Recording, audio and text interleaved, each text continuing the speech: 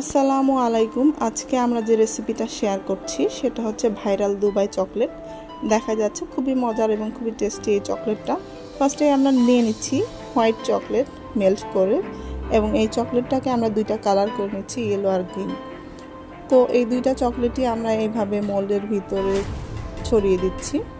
ছড়িয়ে দিয়ে এই চকলেটটা সেট করার জন্য আমরা মোল্ডটাতে ফ্রিজে রেখে দিব। নেক্সট আমরা একটা প্যানে বাটার আর কিছুটা লাচ্ছা সেমাই নিয়ে নিব এবং এটাকে আমরা রোস্ট করে নিব।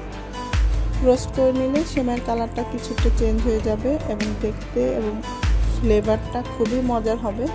বাটার একটা ফ্লেভার থাকবে, প্লাস রোস্টেড সেমাইয়েরও একটা ফ্লেভার থাকবে। এটাকে আমরা এখানে এক সাইডে রেখে দিব ঠান্ডা হওয়ার জন্য। নেক্সট আমরা নিয়ে নিব বেরিয়েসের মিল্ক চকলেট। এই মিল্ক চকলেটটাকে আমরা টুকরো টুকরো করে কেটে নিব, যাতে ইজিলি মাইক্রোওয়েভ ওভেনে আমরা এটাকে মেল্ট করে নিতে পারি। খুব অল্প সময় মাইক্রোওয়েভ ওভেনে আমরা চকলেটটাকে মেল্ট করে নিব। মেল্ট করে নিয়ে আমাদের ফ্রিজে যে চকলেটের মোলটাকে রেখেছিলাম সেট হওয়ার জন্য, সেটা আমরা নিয়ে আসছি এবং এইটার ভিতর সেই মেল্ট করা চকলেটটা সমানভাবে স্প্রেড করে দিব।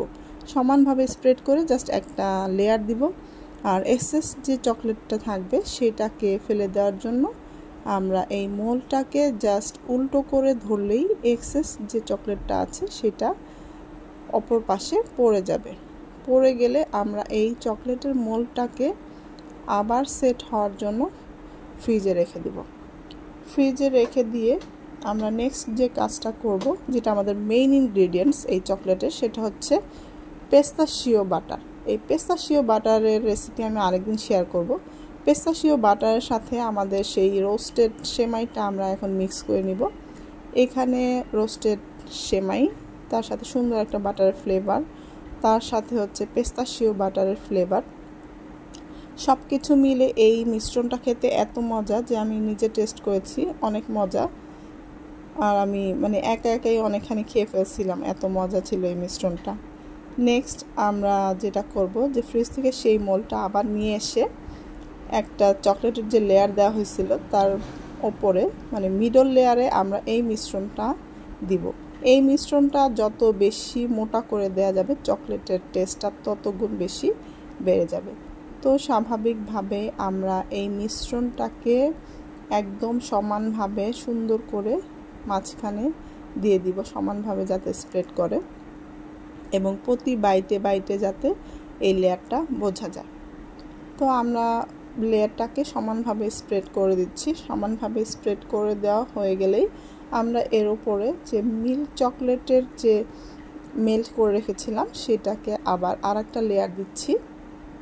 তো মিল্ক চকলেটের লেয়ারটাও আমরা সমান করে দিয়ে দিব, চারদিকেই যাতে কভার করে, যাতে এই সেমাইয়ের মিশ্রণটা আর পেস্তাশিও নাটের যে মিশ্রণটা এইটা কোনো দিক থেকে যাতে দেখা না যায়, বোঝা না যায়, আর চকলেটের ফিনিশিংটা যাতে পারফেক্ট হয়।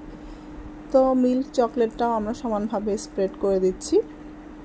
এটা স্প্রেড করা হয়ে গেলে এটাকে আমরা আবার ফ্রিজে রেখে দিব সেট হওয়ার জন্য।